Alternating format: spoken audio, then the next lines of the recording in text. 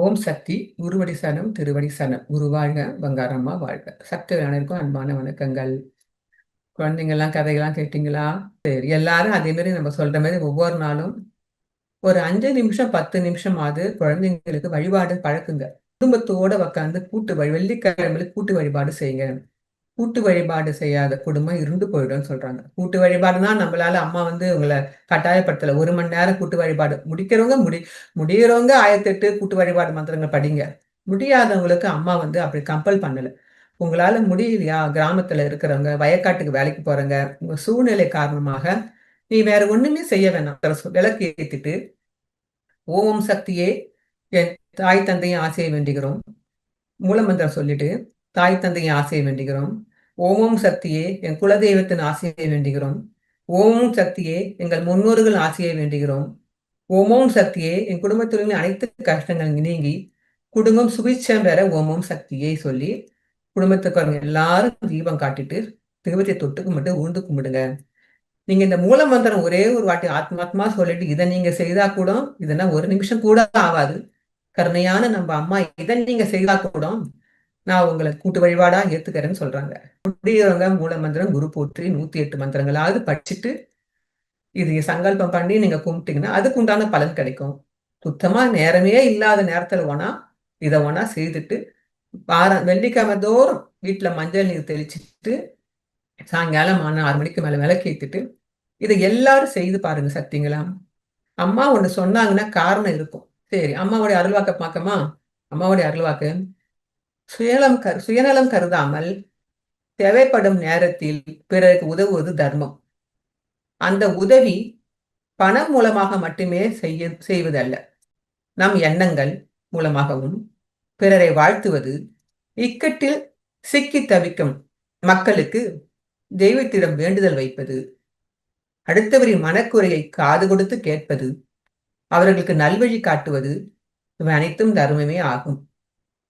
நம்ம என்ன சொல்றாங்க பாத்தீங்களா?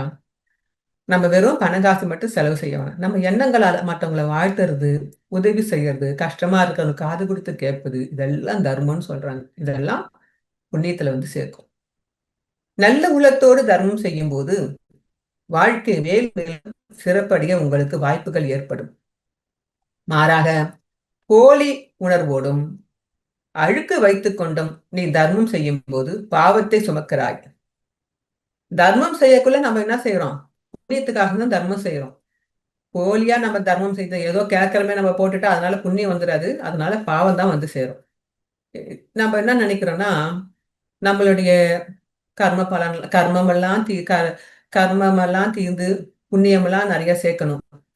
அதனால நிறைய நம்ம நல்லதொரு வாழ்க்கை, நல்லதொரு எதிர்காலம் நமக்கு அமையணும் எல்லாருக்கும் ஆசை.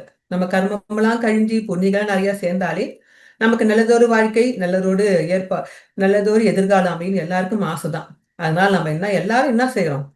நிறைய தான தர்மங்கள் செய்ய ஆரம்பிச்சிட்டோம். நிறைய காசு பணங்கள் செய்து அன்னதானங்கள் பண்ணது, ஆரதானங்கள் செய்யறது, தான தர்மங்கள் செய்யறது, இதனால நமக்கு இதையும் நிறைய ஆரம்பிச்சு அதனால நம்ம காசு பணத்துக்கெல்லாம் கணக்கு பார்க்காம நிறைய நல்ல செயல்கள்லாம் செய்ய ஆரம்பிச்சிட்டோம். இப்படி நம்ம நல்ல செயல்கள்லாம் செய்யறதுனால நம்ம கர்ம வினைகள்லாம் கழிஞ்சுதா? புண்ணியம் எல்லாம் சேர்ந்துக்குதா? நமக்கு தெரியுமா? அதை நம்ம எப்படி தெரிஞ்சுக்கலாம்? இப்ப அம்மா சொல்ற மாரி நீ அழுக்க வைத்துக்கொண்டு தர்மம் செய்தன்னா பாவத்தை தான் சேர்க்கிறன்றாங்க. அது மாதிரி நம்ம எப்படி தர்மம் செய்யறோம் நமக்கே தெரியாது. இப்ப நம்ம செய்யற தர்மம் எல்லாம் நம்ம புண்ணிய கலக்கல சேர்ந்து நம்ம கர்மா தீக்குதா இல்லது கர்மா சேர்க்குதா? கர்மத்தால இது என்னன்னா தர்மம் எப்படி கர்மா சேர்க்குன்னு நினைக்கிறீங்களா? அதுக்குதான் இந்த கதையை பார்க்கலாமா? எது புண்ணியம், எது கர்மா கணக்கு? இந்த கணக்கு எது புண்ணிய கணக்கு, எது கர்மா கணக்கு? இந்த கதையை பார்ப்போமா? ஒரு ஊர்ல ஒரு ஒரு பிச்சைக்காரன் ஒருத்தர் இருந்தான். அந்த பிச்சைக்காரன் என்ன செய்வான்? வரிசையா இருக்க ஒவ்வொரு வீட்டா போய் ஒரு பிடி அரிசி அல்லது 2 பிடி அரிசி, கைப்பிடி அரிசி தான், அதெல்லாம் நிறையாலாம் போட மாட்டாங்க மக்கள். ஒரு கைப்பிடி அரிசி, ஒரு 2 கைப்பிடி அரிசி ஏதாவது வாங்கிட்டு அதை சமைச்சு, அரிசியோ பருப்போ சமைச்சு அந்த அன்னைக்கு அவனுக்கு உண்டான உணவை அவன் பார்த்துக்குவான். அதே மாதிரிதான் என்ன பண்ணா, அன்னைக்கு பிச்சை கேட்க ஒரு வீட்டுக்கு போய், அம்மா பிச்சை போடுங்கம்மா, உங்ககிட்ட அந்த அரிசியோ பருப்போ ஏதாவது ஒண்ணு பிச்சை போடுங்கம்மான்னு சொல்லி கேட்கறான். அப்ப அந்த வீட்டுல இருக்கிற ஒரு பெண்மணி வெளியில கையில ஒரு குழந்தைய தூக்கினே வரா. கை குழந்தைக்காரி பிறகு கையில தூக்கினே பாக்குறா. பிச்சைக்காரன் நிக்கிறத பார்த்துட்டு வீட்டு உள்ள போயிட்டு ஒரு பாத்திரத்துல அரிசியை கொண்டு தான் இடுப்புல வச்சுக்கிற அந்த குழந்தையோட கையால 2 பிடி அரிசி எடுத்து, ஒரு பிடி அரிசி எடுத்து போடுறா. ஒரு கைப்பிடி அரிசி தான், ரொம்ப இல்ல. ஒரு கையால பிடிச்சு இப்படி போடுறான். அந்த குழந்தை கையால பிடிச்சு அரிசி போடுறான். அவரும் நன்றி சொல்லிட்டு வாங்கிக்கின்னு அடுத்த வீட்டுக்கு வராரு. அடுத்த வீட்டுக்கு வந்து அதே மாதிரி, அம்மா பிச்சை போடுங்கம்மா, உங்களை அவங்க கிட்ட இருந்து அரிசியோ பருப்போ ஏதாவது பிச்சை போடுங்கம்மான்னு சொல்லி கேட்கறாரு. அந்த வீட்டுல இருக்கிற பெண்மணி என்ன செய்யறாங்க, வெளியில வந்து பார்த்துட்டு, பிச்சைக்காரர் இருக்கிறத பார்த்துட்டு உள்ள போய் ஒரு பாத்திரத்தை அரிசி எடுத்தாந்து வெளியில தெருவுல விளையாடுகிற தன்னோட பிள்ளைய கூட்டு, குழந்தைய கூட்டு அவன் கையால ஒரு பிடி அரிசி எடுத்து போடுறா. அந்த பிச்சைக்காரர் நன்றி செலுத்திட்டு போயிடுறாரு. நாட்கள் ஓடுது, காலங்கள் ஓடுது. அந்த பிள்ளைங்க எல்லாம் வளர்ந்துட்டாங்க. இந்த பெண்மணிகளும் வயசாயிடுச்சு இவங்களுக்கும். வயசான இன்னும் எல்லாரும் இறக்க வேண்டியது தானே. அதே மாதிரி இந்த 2 பெண்களும் இறந்துடுறாங்க. 2 பெண்கள் இறந்து மேலுலகத்துக்கு போறாங்க. மேலுலகத்துக்கு போன உடனே அங்க நீதி தேவதை முன்னாடி போய் நிக்கிறாங்க. நீதி தேவர் முன்னாடி போய் நின்னா நீதி தேவர் என்ன சொல்லுவாரு, நம்மளுடைய பாவ கணக்கு வழக்குகள், கர்ம வினைகள், பாவ புண்ணியங்கள் எல்லாம் படிக்கப்படும். உண்மைதான் அதெல்லாம். அந்த எல்லாத்தையும் படிக்கும் பொழுது 2 பெண்களுடையும் அந்த அவர் என்ன பண்றாரு, முதல் பெண்மணி குழந்தை கையால அரிசி போட்டால அந்த தர்ம செயலும் படிக்கப்படுது. 2வது பெண்மணி அரிசி போட்டாலாம் பையனால அதையும் படிக்கப்படுது. 2 பேருக்கு செய்த எல்லா செயல்களும் படிச்சு காட்டப்படுது. இதையெல்லாம் கேட்டு இந்த நீதி தேவர் உடனே வந்து தீர்ப்பு சொல்றார். அதாவது அந்த குழந்தை கையால அரிசி போட்டாங்கல்ல முதல் பெண்மணி, அவங்களுக்கு சொர்க்கமும், இந்த வெளியில விளையாடி இந்த குழந்தைகளை கூட்டு கையில அரிசி போட்டாங்க அந்த பெண்மணிக்கு நரகமும் சொல்லிடுறாரு. இதை கேட்ட அந்த 2வது பெண்மணிக்கு ஒன்றும் புரியல. ரொம்ப அதிர்ச்சி ஆயிட்டாங்க. நீதி தேவதை, இது என்ன அநியாயம்? நான் உங்ககிட்ட கேட்கறேன். அந்த அம்மாவும் அவங்க குழந்தைய கையால் தான் அரிசி போட்டாங்க. நானும் என் குழந்தை கையால் தான் அந்த பிச்சைக்காரங்க அரிசி போட்டேன். அப்படி இருக்கிறப்ப அவங்களுக்கு மட்டும் நீங்க சொர்க்கத்துல விடுறீங்க, என்ன மட்டும் ஏன் நரகத்துல விட்டீங்க? அவங்க கேள்வி கேட்கறாங்க. அப்ப நீதிதேவர் சொல்றாராம், ஆமா, நீங்க 2 பேருமே செய்த செயல் ரொம்ப ஒண்ணுதான். அந்த அம்மாவும் குழந்தை கையால அரிசி போட்டாங்க, நீயும் குழந்தை கையால் தான் அரிசி போட்ட. நான் 2 பேருடைய எண்ணமும் நோக்கம் வேறு மகளே. அந்த அம்மா குழந்தை இடுப்புல இருந்து அந்த குழந்தை கையால அரிசி போடக்கல்ல, முதல் பெண்மணி என்ன நினைச்சா தெரியுமா? இந்த இந்த புண்ணிய செயல் நம்ம குழந்தை கையால செய்யட்டும். இந்த செயலுடைய புண்ணியம் ஃபுல்லும் இந்த தர்மம் பண்ண இந்த அரிசியோட இந்த புண்ணியம் நம்ம குழந்தைக்கே போய் சேரட்டும். அதுவும் இல்லாம இந்த குழந்தை இதை பார்த்துன்னு இருக்கிற நாளைக்கு இவன் மனசுலயும் தர்மம் செய்யணும், புண்ணியம் செய்யணும், நல்ல எண்ணம் தோணும். இந்த எண்ணத்தை இந்த குழந்தைங்க மனசுல வளர்க்கணும்னு சொல்லிட்டு அந்த ஒரு நல்ல எண்ணத்தோட தான் அவ அந்த குழந்தை கையால அரிசி போட வச்சா. ஆனா நீ என்ன பண்ண? நீ அப்படி செய்யலையே. நீ வந்து உன் கையால அரிசி போட்ட, அதாவது நீ பெரியவளா இருக்கிறதுனால உன் கையால அரிசி போட்ட நிறைய அரிசி போடணும். அதனால நிறைய அரிசி போட்டுனுமேன்றதுனால உன் குழந்தைய கூட்டு, உன் குழந்தை கை சின்ன கை, அது கையால அரிசி போட்டா கொஞ்சமா பண்ணிடலாமே, ஏதோ கொஞ்சமா அரிசி போட்டாலும் சரிதான் சொல்லிட்டு உன் குழந்தை கையால கூட்டு அரிசி போட்ட. நீ தர்மமே செய்திருந்தாலும் உன்னுடைய எண்ணங்களாலையும் உன்னுடைய கெட்ட எண்ணங்களாலையும் அது வந்து உனக்கு கர்ம வினையை தான் கர்மாவில தான் சேர்ந்தது. அவள் வந்து நல்ல எண்ணத்தோட செய்யறதுனால அது புண்ணிய கணக்குல போய் சேர்ந்தது. இந்த கதையில இருந்து நாம என்ன சொல்லிட்டோம், நாம வந்து இதுதான் பாவ கணக்கு, புண்ணிய கணக்கு. எல்லா தர்மம் தான் செய்கிறோம். பிச்சைக்காரங்க கேட்டா எல்லாரும் தான் சாப்பாடு போடுறோம், எல்லாம் தான் செய்யறோம். இதுலயே எவ்வளவு வேறுபாடுகள் பாத்தீங்களா? நம்ம எண்ணங்களுக்கும் நம்ம என்ன நோக்கத்தோடு செய்யறோம், என்ன எண்ணத்தோடு செய்யறது தான் முக்கியம். இதுதான் பாவ கணக்கு, புண்ணிய கணக்கு. அதாவது நம்ம என்ன செயல் செய்தாலும் சரி, நம்ம செயலை முன்னிட்டு நமக்கு பாவமோ புண்ணியமோ கணக்கிடப்படுவதில்லை. நம்ம அந்த செயலுக்கு பின்னால நம்ம எந்த நோக்கத்தோடு எந்த செயலை செய்கிறோம், அது என்ன எண்ணத்தோடு அந்த செயலை செய்யறோம். நல்ல எண்ணத்திற்காக செய்தா பரவாயில்ல. ஏதோ ஒரு ஆதாயத்துக்காக நோக்கியோ, இல்ல கடனேன்னு ஏதோ செய்ய செய்ய வேண்டியிருக்கா, கடனே ஏதோ நான் செஞ்சா போதும்னு சொல்லிட்டு செய்யறோமா, இல்ல பெரும்பாலாரும் இப்ப செய்யற மாதிரி ஒரு ஆரம்பத்திற்காகவும் ஆடம்பரத்துக்காகவும் விளம்பரத்துக்காகவும் பகட்டுக்காகவும் நம்ம அந்த செயலை செய்யறோமா? அப்படி என்ற நம்முடைய எண்ணமும் நோக்கமும் தான் அங்க பரிசீலனைப்படுது. மற்றபடி நீங்க எப்படி செய்யறீங்க, என்ன செய்யறீங்க, எவ்வளவு செய்யறீங்கன்றத பாக்கிறது கிடையாது. உங்கள் எண்ணமும் நோக்கம் தான் அங்க பரிசோதித்துக்கு படிக்கப்படுது. அப்படிங்க நம்ம எண்ணமும் நோக்கமும் தான் நம்மளுக்கு ரொம்ப முக்கியம். லட்ச லட்சமா செலவு பண்ணிதான் பெரிய பெரிய விஷயங்களை செய்துதான் நமக்கு ஒருத்தவங்களுக்கு உதவி செய்யணும் இல்ல. சின்ன விஷயம் செய்தாலும் நம்ம மனசால இது அவங்களுக்கு நம்ம நல்லது செய்யணும், ஆத்மார்த்தமா செய்யணும். இதனால நம்ம இந்த செய்யற நல்லதால அந்த குடும்பம் நல்லா இருக்கணும், அவங்க நல்லா இருக்கணும், அவங்க குடும்பம் மேலும் மேலும் வாழணும். இதுக்கு நம்ம கடவுள் கொடுத்திருக்கிறாரு, கடவுளுக்கு செய்யறதா நினைச்சு இதை நம்ம அவங்களுக்கு செய்யணும். இது கடவுள் கொடுத்ததை நம்ம கொடுக்கறோம், அவ்வளவுதான். நம்ம இது ஒரு கருவின்னு நினைச்சுக்கணும். நல்ல எண்ணத்தோட நம்ம அதை செய்தோம்னா அந்த விஷயம் நமக்கு புண்ணியத்தை கொண்டு வந்து சேர்க்கும். அது மாதிரி இல்லாம நல்ல எண்ணங்கள் இல்லாம ஏதோ ஒரு ஆதாயத்துக்கு ஊர் உலகத்துக்கோசனம் பேரு புகழுக்கோசனம் அப்படி நம்ம ஒரு உதவியோ மற்றவங்க என்ன நினைப்பாங்க நம்ம பெருமையா நினைக்கணும்னு சொல்றதுக்காக ஒரு உதவியோ தர்மமோ செய்தா அது புண்ணியத்துல சேர்க்காது.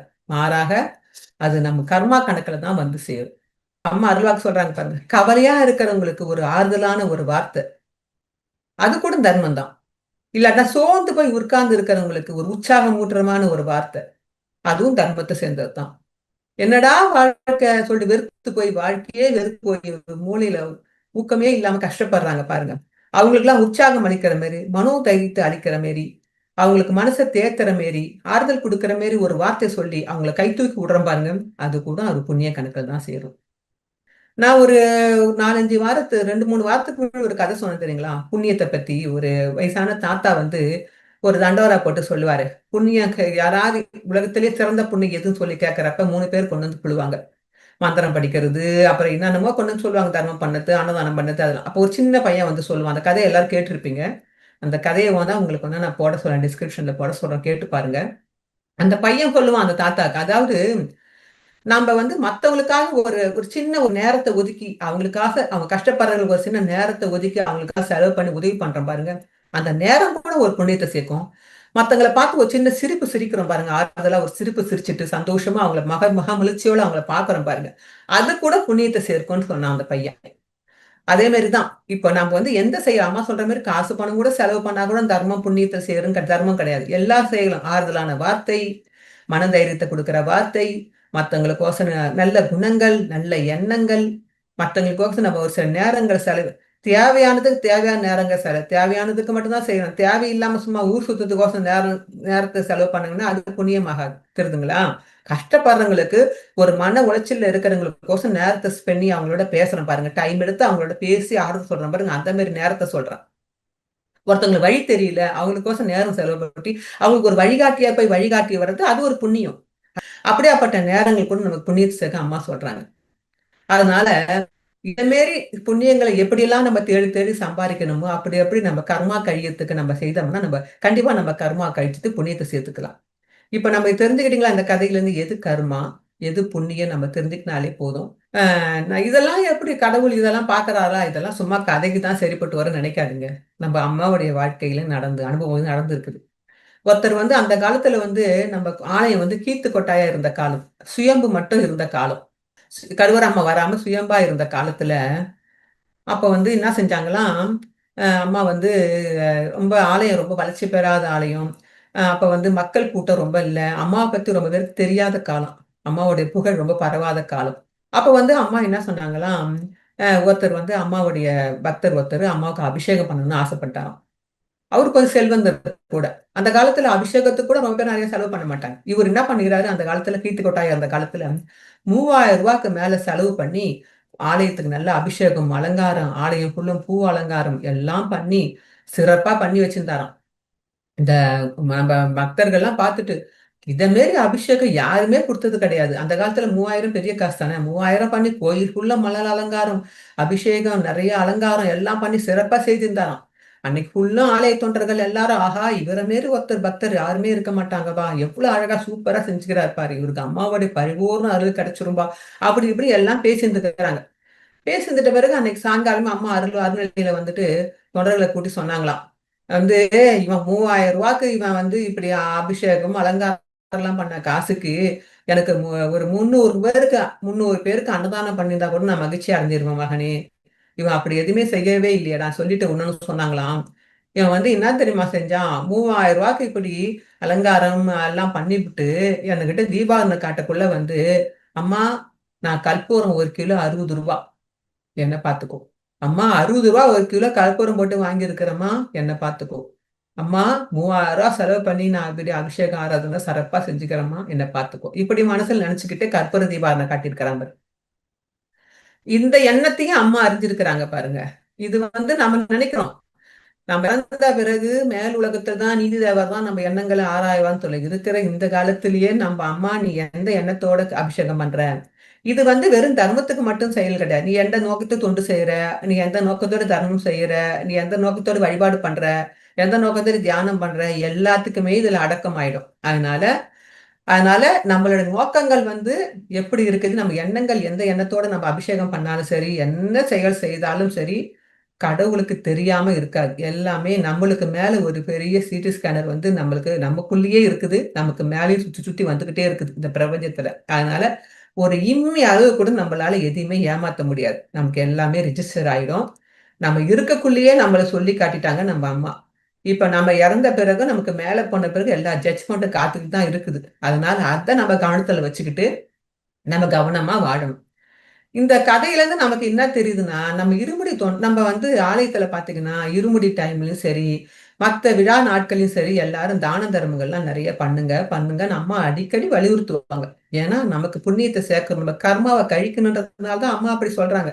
அரிசி வாங்கி குடுங்க, பருப்பு வாங்கி குடுங்கன்றாங்க. நாமெல்லாம் எத்தனை பேரு அம்மா இருக்கக்குள்ள செய்த அதே அமௌண்ட்ட இன்னமும் நம்ம செய்துட்டு இருக்கிறோம்? அதே அளவுக்கு தானம் தர்மங்கள் இன்னும் செய்துட்டு இருக்கிறோமா? உங்க மனசாட்சிக்கு நீங்க தான் கேள்வி கேட்கணும்.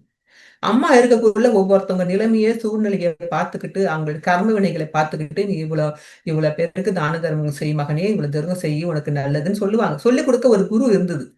இப்ப நாமெல்லாம் என்ன பண்ணிட்டோம்? அம்மா கேட்கறதுக்கு இல்ல. நம்மளால சொல்றதுக்கு நம்மளுக்கு சொல்லிக் குடுக்க ஆள் இல்லன்னா, நம்ம எத்தனை பேர் இதே அளவு தான தர்மங்கள், அப்ப செய்த அதே தான தர்மத்த இம்மி அளவு குறைக்காம எத்தனை பேர் செய்திருக்கிறோம்? உங்க மனசாட்சி தொட்டு நீங்களே கேள்வி கேட்டுக்குங்க. கமெண்ட்ஸ்ல தெரியப்படுத்துங்க. நான் அதே மாதிரி தான் இருக்கிறேன் என்று கமெண்ட்ஸ்ல தெரியப்படுத்துனீங்கன்னா, எத்தனை பேர் தெரியப்படுத்துறீங்க நான் பார்க்கிறேன். அவளுக்கு சொல்லிக் குடுக்க குரு இருந்தப்ப, அவ அதே மாரி செஞ்சுட்டு வந்தா. குரு இன்னைக்கு சொல்லிக் குடுக்க இல்லாம இருக்கிறப்ப, இவ மாறி விட்டான்னா, நமக்கு தெரியும். யாருக்கு தெரிய போகுது? நாம இப்ப கட்னா என்ன, கட்டாட்டா என்ன நமக்கு நம்ம யாருக்கு தெரிய போகுது நம்ம நினைக்கலாம். ஆனா, நமக்கு மேல இருக்கிற ஸ்கேன் வந்து நம்மள பார்த்துக்கிட்டே தான் இருக்குது. அத மட்டும் நம்ம ஞாபகம் வச்சுக்கணும். அதே மாரி கேட்காமயே நம்மளோட கடமை லட்சக்கணக்கில மக்கள் வராங்க, பசியா வராங்க. ஏதோ நமக்கு ஒரு வாய்ப்பு கிடைச்சிருக்குது.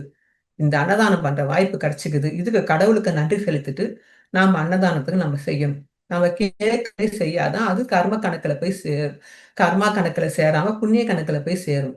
நம்ம கர்ம வினைகள அது கழிக்கும். அதனால அனைவரும் என்ன செய்யுங்க, அம்மாவுடைய அருள்வாக்க கடைபிடிச்சு, தான தர்மங்கள வந்து செய்யும் பொழுது, நம்மகிட்ட கர்மா சேராம புண்ணிய நமக்கு புண்ணியம் சேரும்னு சொல்லி எதிர்பார்த்து கூட தர்மம் செய்யக்கூடாதுன்னு அம்மாவோட அருள்வாக்கு ஒண்ணு இருக்குது.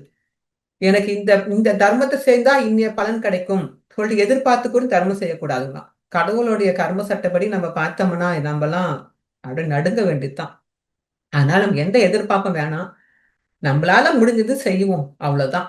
அதுக்கு மேல அது புண்ணியமோ, பாவமோ எல்லாம் எல்லாம் அம்மா உனக்கே அர்ப்பணிக்கிறேன். நல்லதா, கெட்டதா எனக்கு எதுவும் தெரியாது. என்ன செய்ய வைக்கிறது நீதாம்மான்னு சொல்லிட்டு, எந்த ஒரு செயல் நம்ம செய்துட்டே போனோம்னா, நமக்கு எந்த கர்மாவும் சேராது, எந்த புண்ணியமும் சேராது, எந்த பாவமும் சேராம நம்ம 0லயே இருப்போம் கரெக்ட்டா. பிளஸ்ஸும் வேணாம், மைனஸும் வேணாம். இந்த பிறைய வந்து நம்ம எல்லாம் கடக்கணும். அதுக்கு எல்லாத்தையும் இறைவன்கிட்ட அர்ப்பணிச்சுட்டோம்னா, அவன் பார்த்துக்குவான் சொல்லிட்டு, நம்மளால முடிஞ்சது இந்த பிறவியில தர்மம் செய்து, நல்ல செயல செய்துட்டே போயிட்டே இருப்போம். அதுக்குண்டான கணக்க அம்மா பார்த்துக்கும். சரிங்களா? சக்திங்களா? அனைவரும் அன்னையின் அருள்வாக்கை கடைபிடித்து வாழ்க வளமுடன். ஓம் சக்தி. குருவடி சரணம். திருவடி சரணம்.